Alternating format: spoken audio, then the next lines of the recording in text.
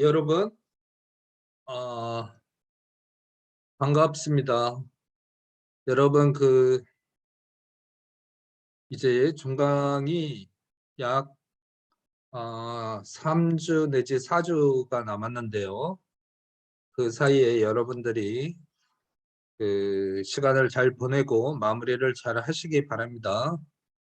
어, 직설적으로 얘기하면 학점은 지금서부터 어떻게 하느냐에 따라서 어, A냐 B냐가 많이 차이 날 것 같습니다. 제 수업을 기준으로 해서도 그렇고 여러분이 다른 수업도 마찬가지죠.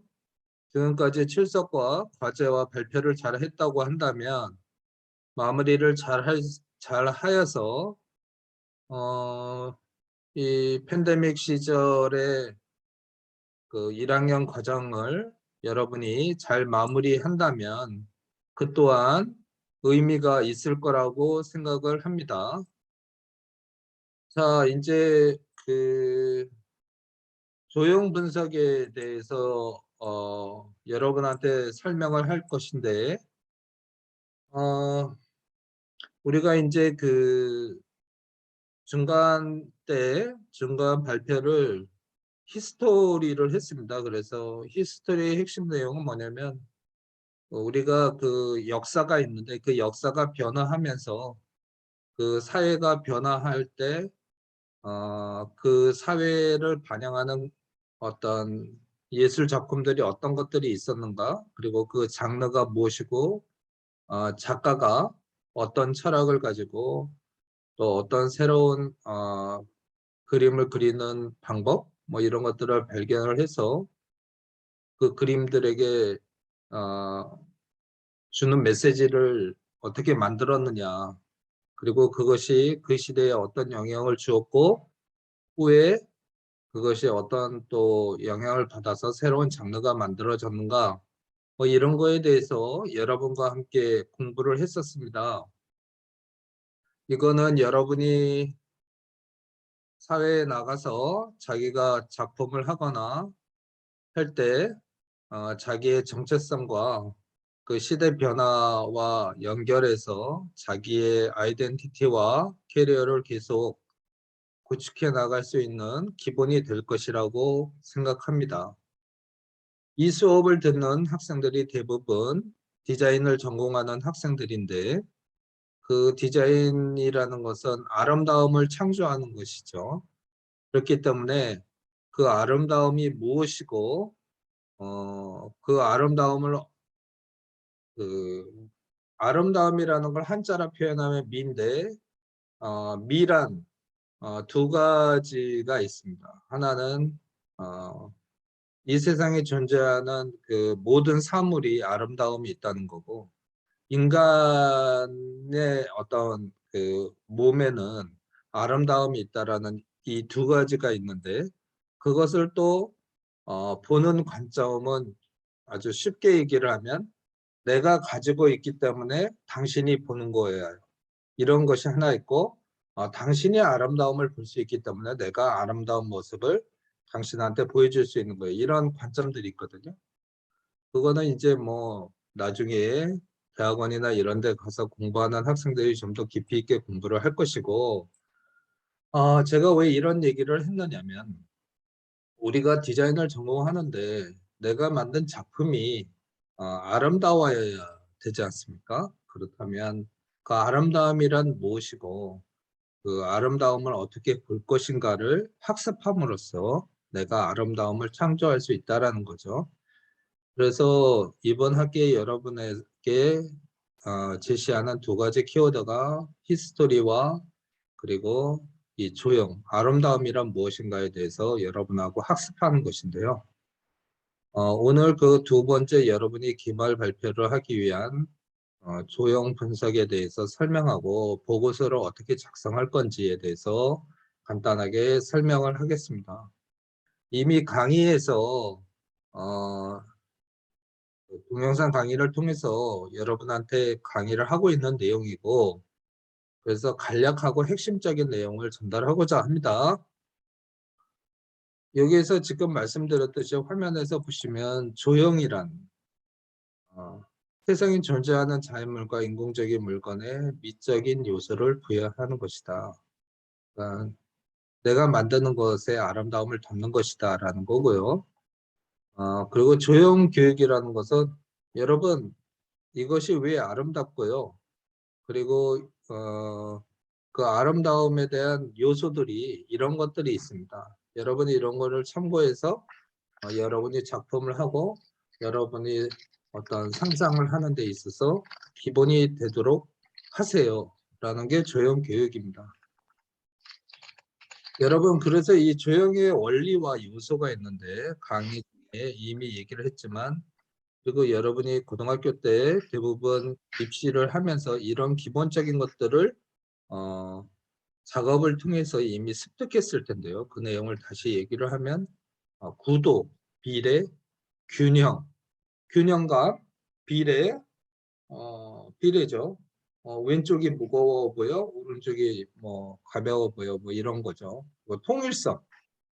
우리가 작품을 하다 보면 여러 가지 내용들이 이 그림 안에 들어가게 돼 있는데 그 요소들을 어떻게 잘 정리하고 통일감 있게 보여야 되죠. 우리가 쉽게 얘기하면 옷을 입는데 옷이 어떤 그 컨셉과 그 통일성이 있어야 단순하면서도 전달력이 있죠. 근데 뭐 언밸런스하고 그러면 안 된다라는 그런 내용입니다. 그리고 율동감이라는 것은 화면이라는 것은 대부분 정지돼 있지 않습니까? 예술품이라는 건. 백남준 씨 같은 경우는 화면 안에서 동영상을 틀어서 그것이 움직이긴 하지만 일반적인 회화를 봤을 때는 정지돼 있는데 그 안에서 정지돼 있다면 좀 느낌이 약하겠죠. 그래서 그 안에 어떤 율동감을 줍니다.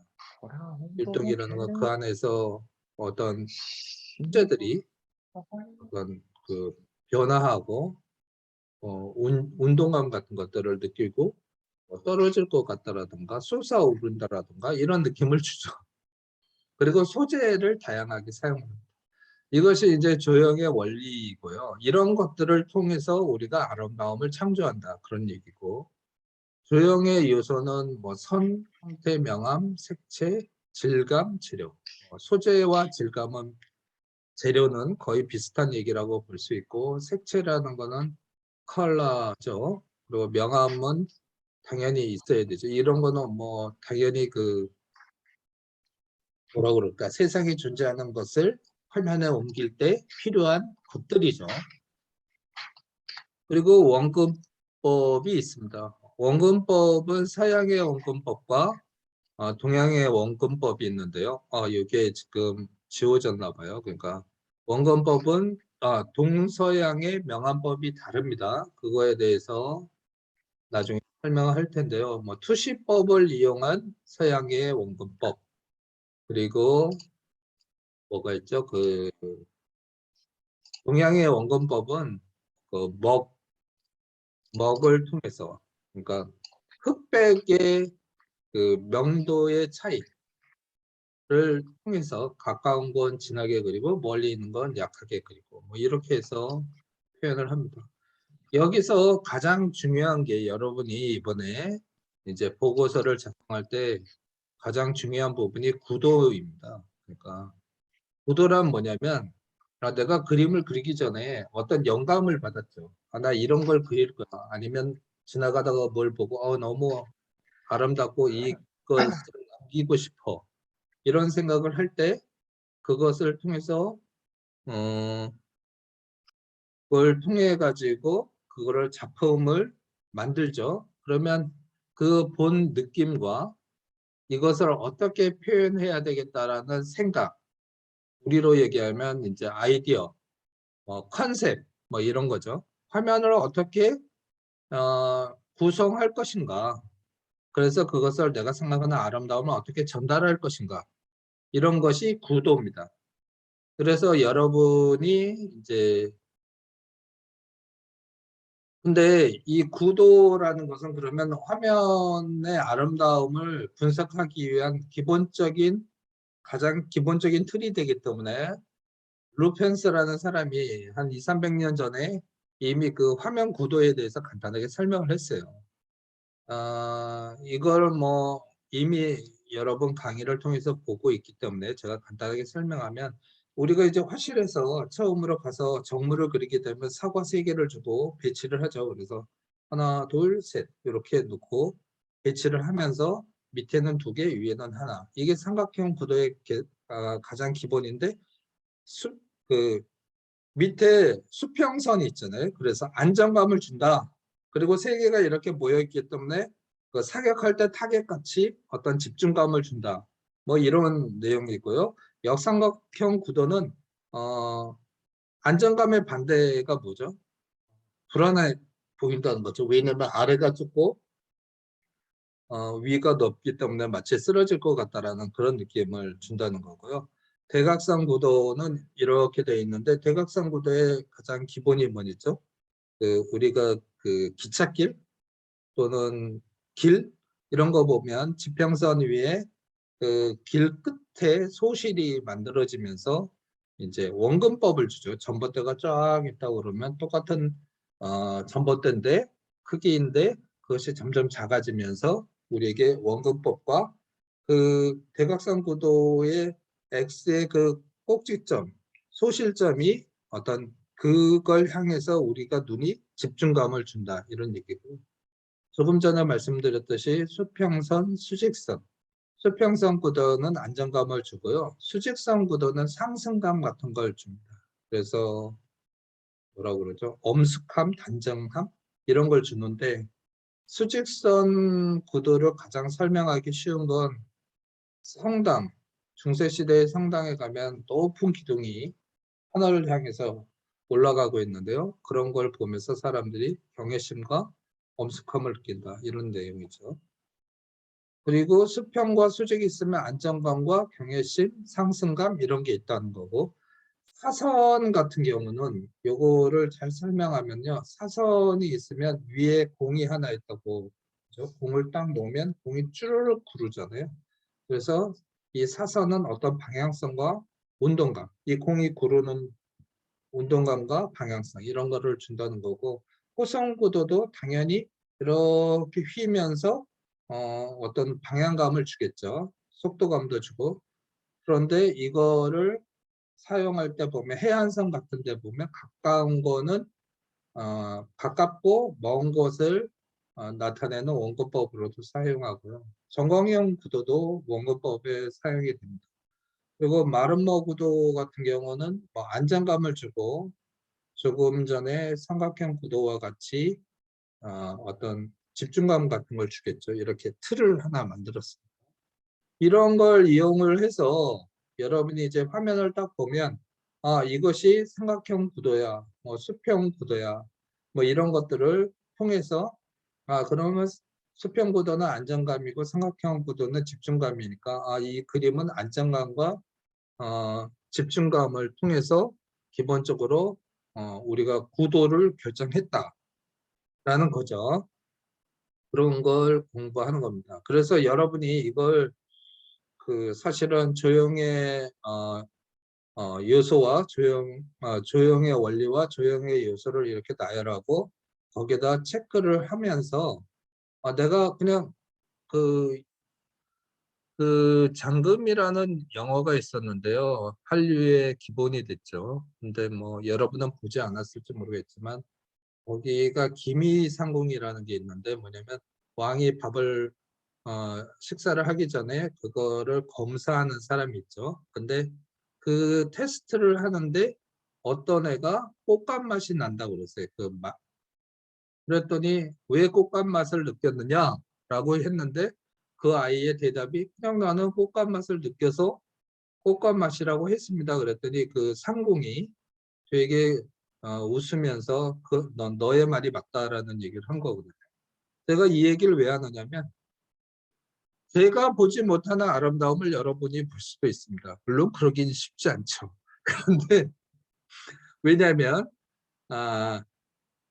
우리가 조형학습을 통해서 보는 것도 있지만 여러분이 그냥 보이는 것도 있을 거예요. 왜냐하면 여러분들이 이미 어느 정도 학습이 돼 있으니까. 그래서 제가 드리고 싶은 얘기의 핵심은 뭐냐면 그냥 내가 볼 때 여기에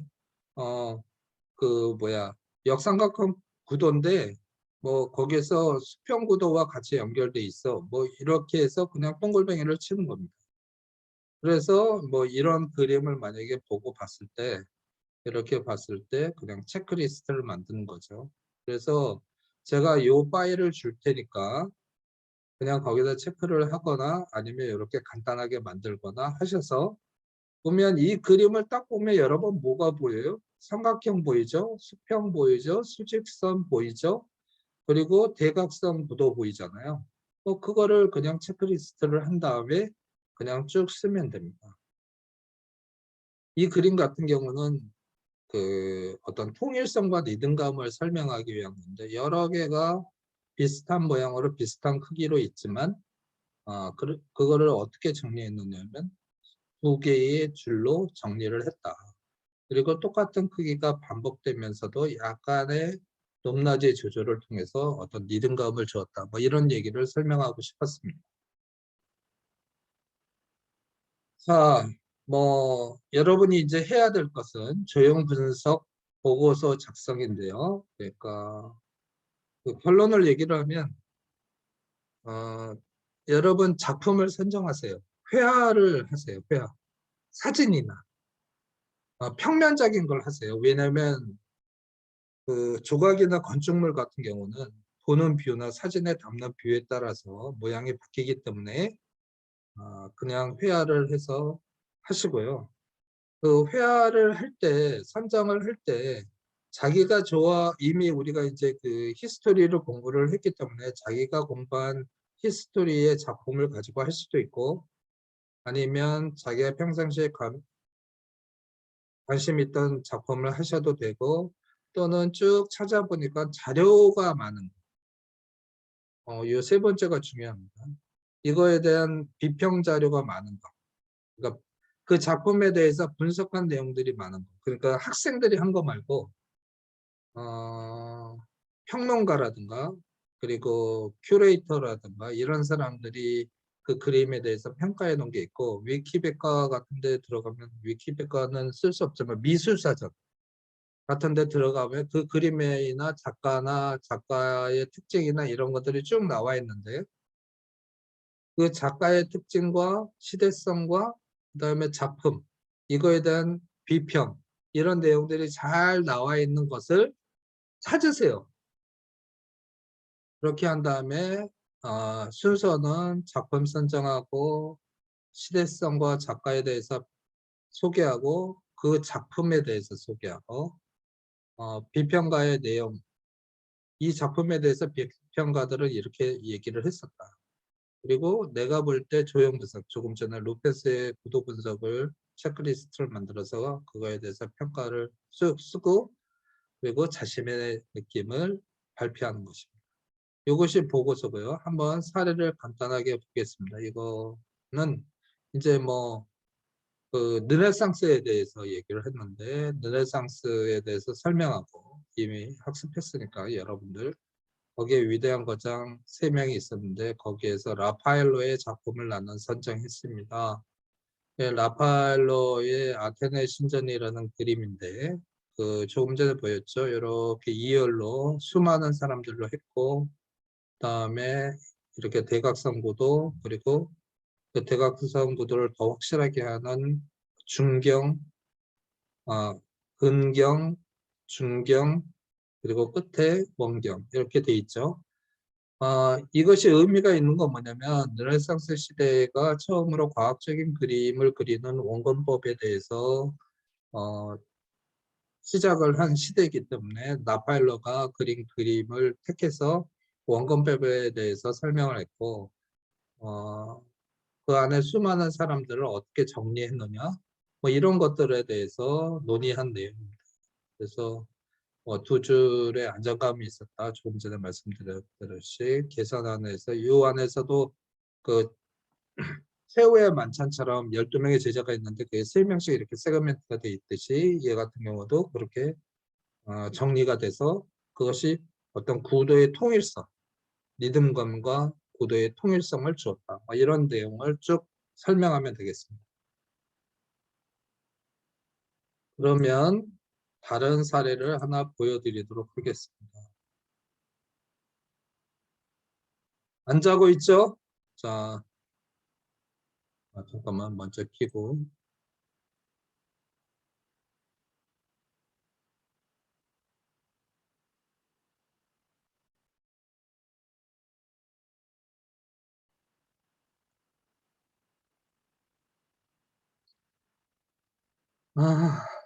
이제 좀 보시면 그 똑같은 순서고요. 그다음에 신용복에 대해서 설명을 했습니다. 조선 후기 시대의 유명한 작가죠. 여러분이 드라마나 뭐 이런 걸 통해서 이 사람에 대해서 얘기가 나와 있는데, 어쨌든 그런 걸 보고 그 사람에 대한 간단한 프로필과 특징, 그 작품의 특징인데요. 이 사람 같은 경우는 어떤 거냐면 그 조선시대의 사람이면서도 서민들의 삶, 평범한 삶에 대해서 그림을 많이 그렸다는 것이고요. 그래서 낭만과 애정, 풍속과 이런 게 자칫 그 시대의 주류를 이뤘던 어떤 전통적인 그런 어떤 소재와 화풍에서 약간 벗어난 새로운 시도였다라는 그런 특징을 가지고 있는 사람이고, 그런 데서 이 사람이 특히 얘기하는 건 사진으로 얘기하면 스틸컷이죠. 이렇게 순간순간 찍는 이런 것에 대해서 이 사람의 작품 특징이 있었다라는, 그것이 어떠면 지금 생각해 보면 서민들의 삶의 중요한 장면을 통해서 그 풍속과 낭만, 그 사람들만의 어떤 희노애락을 보여주는 그런 사람이었다라는 얘기고요. 거기에서 이제 그 단오날 머리 감는 장면인데요. 약간 금기된 자료지 않습니까? 그 시대에 조선시대에 굉장히 엄숙한 유교 시대였는데 일종의 여인들이 이제 뭐 머리를 감는다는 거는 노출이 심한 그런 상황인데, 그거를 담았다는 것과 그리고 중 두 사람이 그걸 쳐다보고 있다라는 이, 어떻게 보면 해악일 수도 있지만 어떻게 보면 굉장히 그 금기시되는 그런 내용들을 주로 담았고, 이 장면을 통해서 그 어떤 서민들의 해악을 보여줬다, 뭐 이런 내용이고요. 섬세한 이 사람의 특징, 그리고 감각과 분위기, 지금 말씀드린 그런 내용들이고, 구도에 대해서 설명했습니다. 좌상해서 이런 내용들을 제가 지금 말씀드린 내용을 정리를 했고, 그 그림에서 체크리스트를 작성을 했습니다. 그런데 보면 제가 볼 때 이제 정광형 구도가 있고, 그 다음에 수직 구도가 있는데, 그 다음에 뭐 앞에 이렇게 수평 구도 비슷하게 만들었죠. 어둠과 밝음을 이용을 해서. 그리고 비슷한 사람들이 이렇게 크기가 있으면서 그것이 서 있고 앉아 있고 하면서 리듬감을 주었다고 봤습니다. 그래서 그런 내용들을 한 줄로 쓴 다음에요. 여기에서 이제 포인트인데 뭐냐면, 여러분이 이제 그 미술사전이나 뭐 이런 데서 신윤복에 대한 그 조사를 하고 그 사람의 특징, 그리고 작품의 특징 이런 걸 하면서 거기에서 좋은 문구들이 있습니다. 문구. 그러니까 이렇게 쓰면 B, 이렇게 쓰면 A, 이해하십니까? 그런 내용들을 써서 여기서 보면 한국적 브라운색으로 정해져 있는 통일감과 안정감을 준다. 주인공의 채색은 화면 중심으로 독특하게 보여진다. 이렇게 써주는 겁니다. 근데 제가 이 브라운색으로 전체적인 통일감과 안정감을 준다라는 말은 제가 만든 말이 아니고, 광주의 그 어떤 그 박물관의 큐레이터가 쓴 내용을 가져온 겁니다. 그러니까 여러분이 그 레퍼토리를 만들 때 좋은 문구를 가져다가 잘 배치하는 거죠. 90%가 조사한 내용을 잘 정리하고 그리고 10%의 자기 생각을 집어넣는 거죠. 대학의 레포트는 다 그렇습니다. 학습이 주가 되는 거죠. 그러니까 조사하고 분석하는 것이 주가 되는 거니까, 그래서 많은 좋은 내용들을 찾아서 이렇게 쭉 정리해 주시기 바랍니다. 그리고 제가 요걸 해놓고 보니까 이게 다소 좀 복잡하다라는 생각을 했어요. 그래서 여러분은 의외로 신용복의 작품 중에서도 아주 간단한 그런 작품을 찾아서 발표하면 망하지 않을 수도 있다라는 말씀을 드립니다. 그죠? 훨씬 더 심플하지 않습니까? 그런데 이런 내용들 중에서도 상당히 재밌는 내용들을 많이 찾을 수 있을 거라는 생각이 듭니다.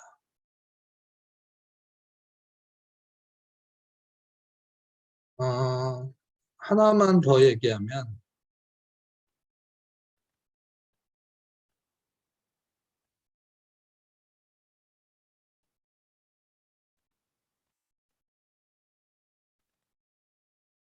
여러분 제가 사진 몇 장을 보여드리겠습니다. 이게 그 300이라는 영화에서 나오는 장면인데요.